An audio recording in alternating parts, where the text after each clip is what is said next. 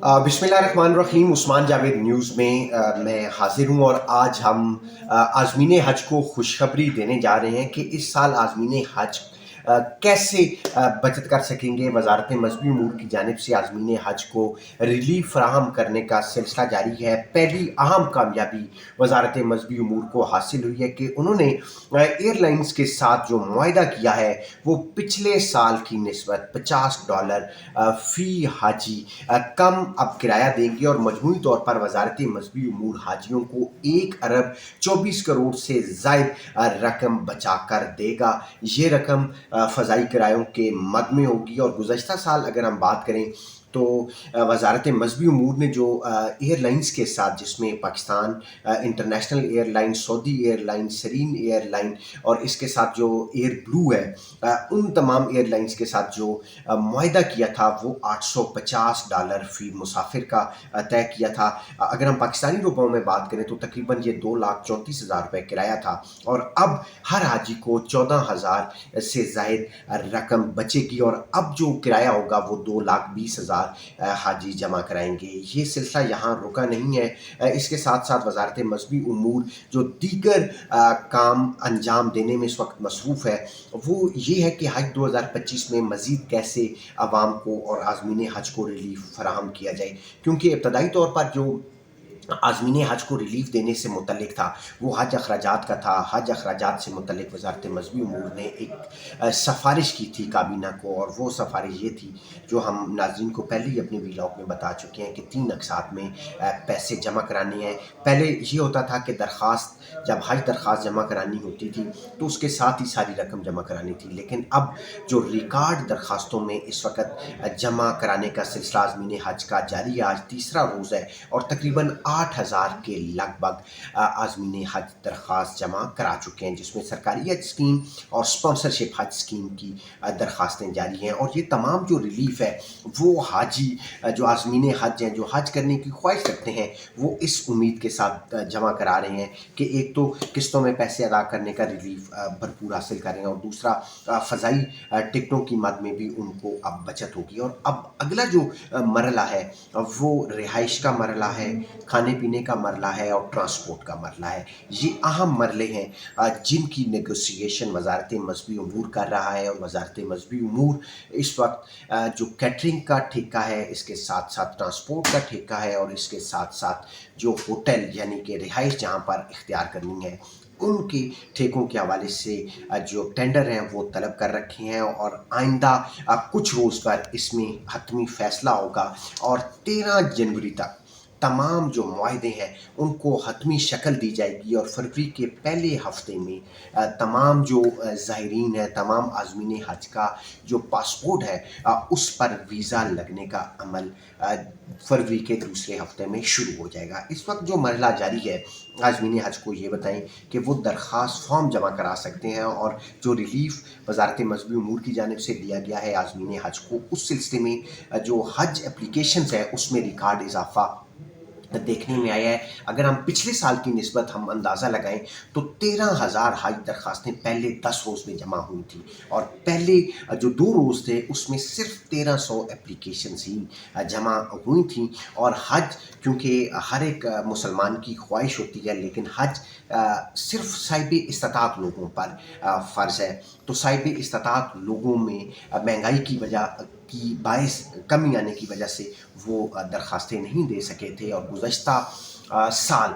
10 दिन के लिए जो डेडलाइन थी दरख्वास्त जमा कराने के मुतालिक, उसमें भी इजाफ़ा किया गया था ताकि आज़मीन हज दरख्वास्तें जमा करा सकें। और आज़मीन हज का कोटा पिछले साल पूरा न होने की वजह से 8,000 के लगभग हाजियों का कोटा पाकिस्तान ने सऊदी अरब को वापस लौटा दिया था। और इस दफ़ा जो इक़दाम किए जा रहे हैं उनका जो मेन मकसद है, एक तो आज़मीन हज को रिलीफ़ फ़राहम किया जाए और दूसरा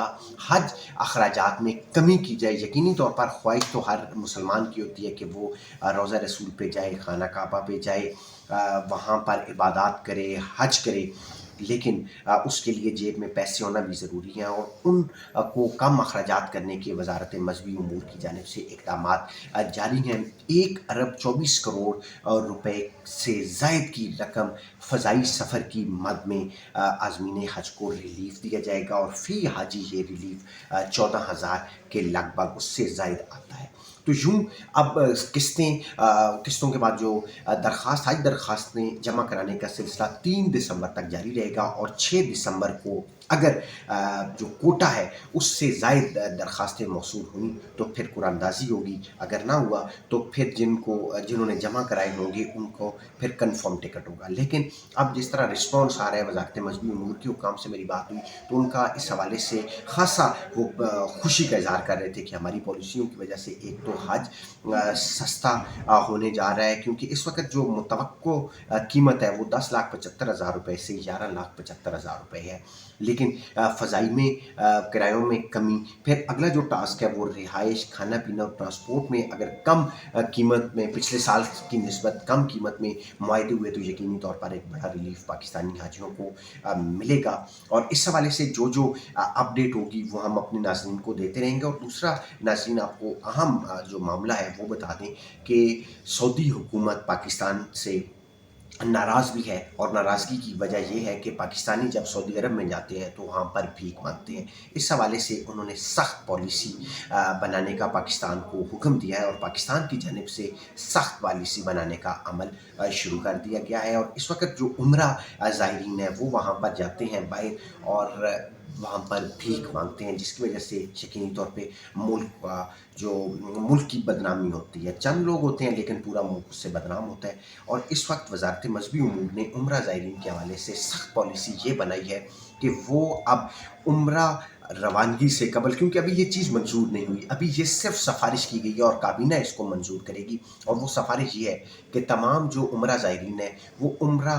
سے قبل ان کے لیے یہ مینڈیٹری ہوگا، لازمی ہوگا کہ وہ ایک ایفیڈیوٹ دیں گے، اور ایفیڈیوٹ میں یہ ذکر کریں گے، حلف نامہ دیں گے کہ ہم وہاں پر عبادات کے لیے جا رہے ہیں، ہمارا مقصد بھیک مانگنا نہیں ہے، اور ہم وہاں پر جا کر بھیک نہیں مانگیں گے۔ اور جو ٹریول ایجنٹ ہوگا جس کے ذریعے عمرہ زائرین عمرے پہ جائیں گے وہ بھی تمام عمرہ زائرین کے حوالے سے ایفیڈیوٹ دے گا کہ ان لوگوں کو میں بھجوا رہا ہوں اور یہ بھیک نہیں مانگیں گے۔ یہ بات ابھی سفارش ہے، اور اس حوالے سے سفارش کابینہ نے منظور کرنی ہے، اور پھر یہ پراپر ایک SOP بن جائے گا، اور پھر یہ لازم ہوگا کہ وہ